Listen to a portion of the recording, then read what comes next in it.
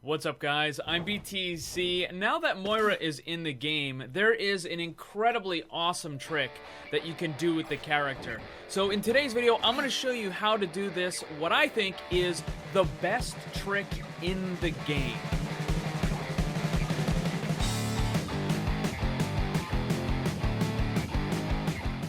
There's a lot of different tricks in Overwatch, and they range from things that are pretty gimmicky, like riding on the cars in Oasis, to really strong tricks that should be used on a regular basis, like animation canceling your reload. Moira now has a new trick that's been added to the game, and this is incredibly powerful. I think it's probably the strongest trick in the game, even though it's not used nearly as frequently as something like animation canceling your reload. It's still incredibly powerful, and the reason for that is because it gives Moira some vertical movement options that normally the character just wouldn't have. Before I go on, if you're new to the channel, make sure you subscribe because I got tons more awesome daily Overwatch content, the latest and greatest in news, top 10s, tips and tricks, all that stuff. So subscribe and hit that bell so you don't miss any of it. So the trick for Moira is known as a fade boost. And what this does is it uses her fade ability to kind of launch herself off of different objects in order to get significantly more distance and height than you normally would be able to do. Now, this works the same way that a lot of the other abilities in the game work, like Reinhardt's Charge, for example, Winston's Leap, Diva's Boosters, pretty much anything that gives you a movement speed increase. At the very end of that ability, if you jump, you get to carry some of that movement and that speed with you on that little extra jump that you do. Even Zarya can do it with her right click. With Moira, however, it gets taken a little bit further. You don't have to wait until the end of the ability to get that extra boost. Instead, you want to try to use your jump off of an object at the start of the fade in order to maximize the distance and the height that you can get. Now that you know what it is, let me explain how to do it. In order to fade boost, you have to have an object in front of you that your character is capable of jumping on top of. Now, objects of any height will work as long as Moira can jump on top of it, but things that tend to be from waist to shoulder level tend to work the best. Also, sloped objects can work as well. In fact, it might actually help a little bit in getting some of that extra height.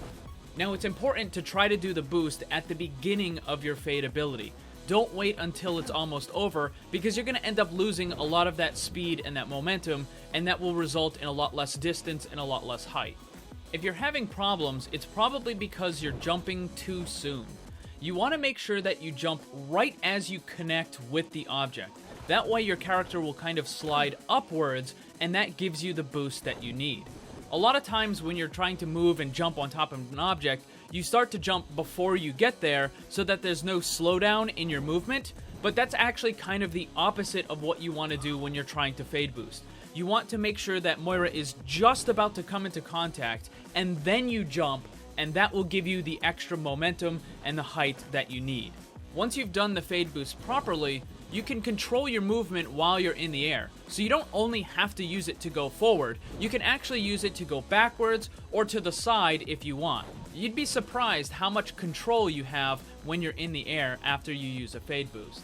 And just in case you're wondering, you can actually use the fade boost off of enemy characters. Now, for the most part, they have to be crouching in order for you to fade boost off them, so that's going to be really tricky and very unlikely that you could actually do it. However, one character, Torbjorn, does actually have a height short enough to where you can just fade boost off of the character normally. It's kind of like adding insult to injury to fade boost off of an enemy Torb. And also, as far as Bastion in Sentry form, although you would think it would be short enough, it's actually not, and you can't jump off of him.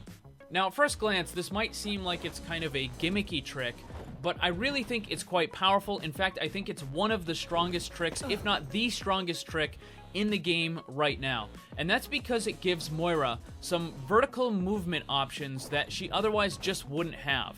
And you can use this to escape enemy players or to just take high ground in general in order to better position yourself to heal or deal damage. Now you might be asking, well, how many places in the maps can you use this? And the answer is quite a few. There are a ton of different places that you can use this to actually have some pretty strong effect, more than just kind of a gimmicky, oh hey look, I got up on top of this particular area. In this video, I showed off a couple of the more useful fade boosts, and there still are a ton more. So I'll probably make another video showing off as many of the useful fade boosts as I can. So again, make sure you subscribe so you don't miss it. So if you use Moira, how often do you use the fade boost? Let me know in the comments. Also, don't forget to check out my Discord server. Follow me on Twitter and Instagram, all that stuff. The links are down below. Thanks for watching. Remember, always blame the controller, because it's never your fault. Also, special thanks to all my Patreon supporters for helping to make this all possible. If you'd like to see what kind of cool rewards you can get for supporting the channel, check the links on screen and down below.